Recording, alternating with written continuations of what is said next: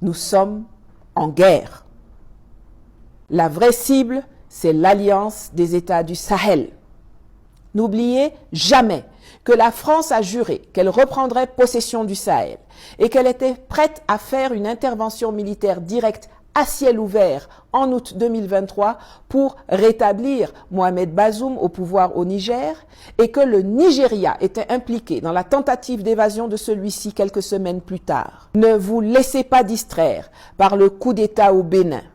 Je voudrais attirer l'attention de tous sur le fait que l'étrange coup d'État avorté au Bénin donne, comme par hasard, l'occasion à la CEDEAO et à son patron français d'effectuer à ciel ouvert dorénavant des manœuvres soi-disant relatives au déploiement de sa pseudo-force anti-putsch qui pourront appuyer les manœuvres clandestines en cours depuis des mois à partir du Bénin et du Nigeria. Ce n'est pas seulement à nos gouvernants et à nos militaires qu'il faut demander d'être vigilants. C'est à chacun de nous dans l'espace AES, mais aussi tous les souverainistes et amis de l'AES au sein de la CEDEAO et au-delà. L'heure est grave. 11 militaires nigérians sont détenus au Burkina Faso après que leur avion cargo C-130 a violé l'espace aérien de l'AES. À la suite de cet incident, les défenses aériennes et anti-aériennes ont été mises en état d'alerte maximale et les chefs d'État de l'AES ont donné l'ordre de neutraliser, sans sommation, tout aéronef qui violerait à nouveau l'espace aérien confédéral. Cet incident fait suite non seulement à l'intervention militaire et meurtrière du Nigeria et de la CEDEAO pour sauver le soldat Talon lors de la tentative de coup d'État dimanche, mais aussi et surtout à d'autres mouvements militaires, aériens et terrestres étrangers observés depuis 4 semaines au nord du Bénin, plus précisément à partir de Tourou, Kandi et Liboussou.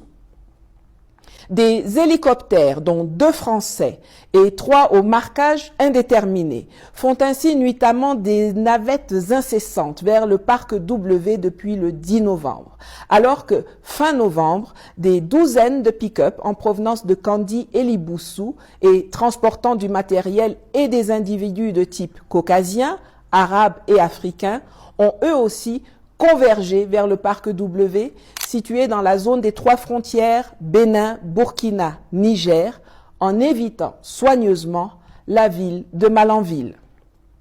2 jours avant que l'avion de la Nigerian Air Force ne soit contraint d'atterrir à Bobo Dioulasso sans avoir respecté les protocoles en matière de survol, c'est un Antonov AN-124 ukrainien de l'armée française, immatriculé UR 82008, qui avait atterri à l'aéroport de Tourou, près de Parakou.